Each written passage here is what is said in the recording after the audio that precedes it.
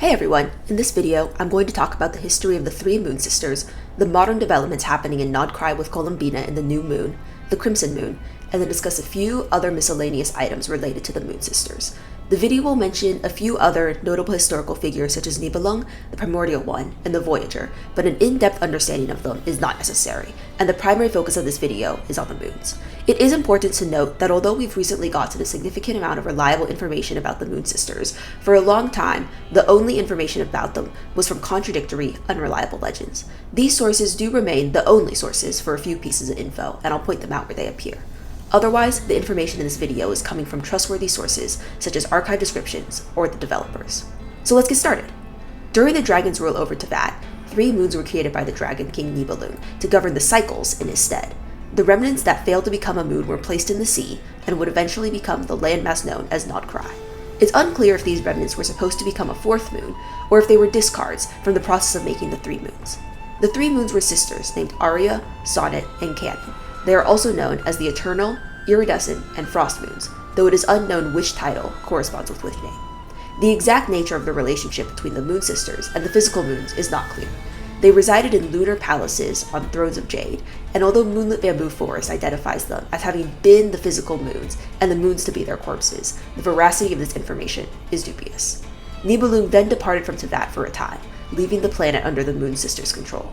However, when the Pyro-Sovereign Xiuhcoatl and the 11th Lord sought the Moon Sisters' aid in searching for Nibelung, the Moon Sisters were silent, either unable or unwilling to respond. While Nibelung was still absent, the Primordial One arrived in Teyvat.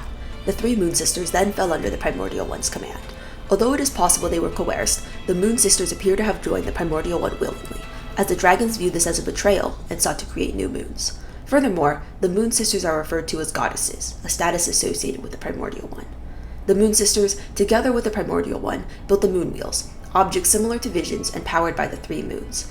Moon Wheels harness Kuvaki, the original form of elemental energy, and they recently appeared in the Archon quest Song of the Welkin Moon, being used by Nepha. Several, though not all, Nod-Krai characters use Moon Wheels instead of visions. Later, however, the Moon Sisters witnessed the moment that the Voyager convinced the first angel to betray the Primordial One. This betrayal awakened an audacious longing within the moons, though the exact nature of this desire is unclear. In the war that followed Nibelung's return to Teyvat, the three Moon Sisters were killed. However, the specific cause of their deaths is unknown. One legend relates that the three sisters turned on each other, but its accuracy is unconfirmed. It is also possible that the three sisters were slain by Nibelung, the Primordial One, or simply as part of the collateral damage resulting from the War of Vengeance. Regardless of the cause, the Eternal and Iridescent moons were destroyed entirely, and although its physical form remains, the Moon Sister associated with the Frost Moon was also killed.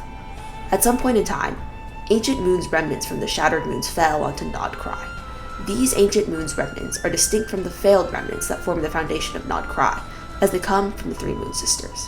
According to Aranara legends, the debris of the shattered moons did not fall to Teyvat until after Rukkhadevata had regrown the forest of Sumeru, which was a significant amount of time after the War of Vengeance. However, the same Aranara legend also claims that one Moon Sister remained alive, which is incorrect, casting doubts on the reliability of its assertions about the timeline. Today, the Frost Moon hangs in the false sky of Teyvat, while the remnants of the Eternal and Iridescent moons are hidden beyond the false sky. During Act 4 of the Natlan Archon quest, the shattered moon visible beyond the firmament was one of these two moons. Notably, when she entered Teyvat, Skirk glimpsed a fragment of will remaining in the Frost Moon, which may be related to the new moon. Within Nod-Krai, there is a group known as the Frost Moon Scions, led by Lama, their moon chanter. As their name would indicate, the Frost Moon Scions pray to the Frost Moon, in addition to their moon goddess, Kutar, who may or may not be the Frost Moon. Furthermore, the Frost Moon Scions have sculpted the statues of the new moon across Nod-Krai in the image of Columbina's past self. Before joining the Fatui, Columbina resided in Nod-Krai and was worshipped as a deity. It is unclear if the term past self refers to Columbina herself, but simply prior to joining the Fatui, or if Columbina is a reincarnation of some sort, similar to Nibelung. In prior generations, the Frost Moon Scions relayed a prophecy that the moon goddess would return. Although this prophecy came to pass, it was incomplete in some as-of-yet unclear way, most likely related to Columbina. Other sources have stated that the new moon is rising, the meaning of which will likely become clear in Nod-Krai. And in case three Moon Sisters and the new moon weren't enough moons, there's also a fifth moon. When the Iridescent Moon was destroyed, its crimson shadow sank into the abyss. This crimson shadow refers to the Crimson Moon, also known as the Balemoon, which was worshipped by the Crimson Moon dynasty of Aria, and said to have fallen into the abyssal firmament. The Crimson Moon is also the source of the power and curse that Arlecchino inherited as a descendant of the Crimson Moon dynasty. Although the Crimson Moon's current status is unknown, it is likely the red moon visible in the background of the We Will Be Reunited trailer. In addition to the Cataclysm, the Crimson Moon has also been present during other major disasters, such as the fall of Gurabad and the Fated Castle. In the book Perrin Harry is also said to have witnessed the Crimson Moon turning to reveal a titanic, horrified eye. Although the book is at least somewhat reliable, due to Piero recommending it to Arlecchino to learn more about her bloodline, the veracity of individual details is difficult to ascertain. But the information is interesting and maybe accurate. Now, let's talk about a few other miscellaneous interesting items related to the moons. First up is the moon's remnant mentioned in the weapon Fractured Halo, which reads, "The dragons cheered cruelly for the death of the moons that had once betrayed them, but to her it was a reminder. She recalled how the silent shadows in their palaces among the stars quietly concealed the moon's remnant that fell before them." Now, you could interpret this moon's remnant as being from the three moon sisters, but I actually lean towards it being from an entirely separate moon.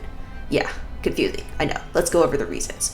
First off, Fractured Halo is the same source that states the moon sisters were either unable or unwilling to speak to Xiuhcoatl. This would match up with the description of the silent shadows, and palaces among the stars lines up with the lunar palaces.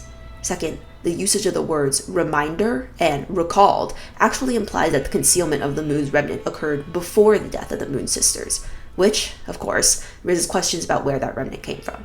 It's definitely possible that this remnant is related to the failed remnants in Nod-Krai, but then you have to wonder, why is this remnant special in a way that the other remnants are not?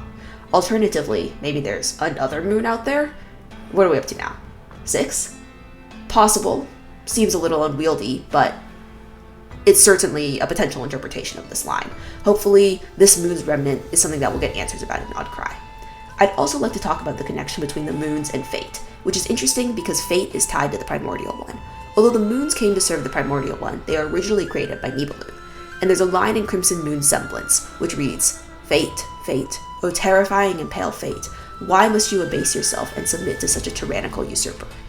Furthermore, in the Song of the Welkin Moon web event, the rising of the new moon is said to spin the wheel of fate anew. We've seen significant amounts of previous evidence linking together the false sky and fate, but only one moon is actually within the false sky now, with the other two being hidden beyond it. Maybe this connection between fate and the moons is related to why the frost moon remains intact. It also might be related to why the Pale Star Edict is so important that it remains a top priority of the Fatui, since if Columbina is the new moon, she could be related to fate, and the Fatui Harbinger's entire goal is to overthrow the primordial one in fate. Alright, that's all for this video. I'm really looking forward to the new reveals in Nod-Krai, and the Moon Sisters are sure to be a big part of that.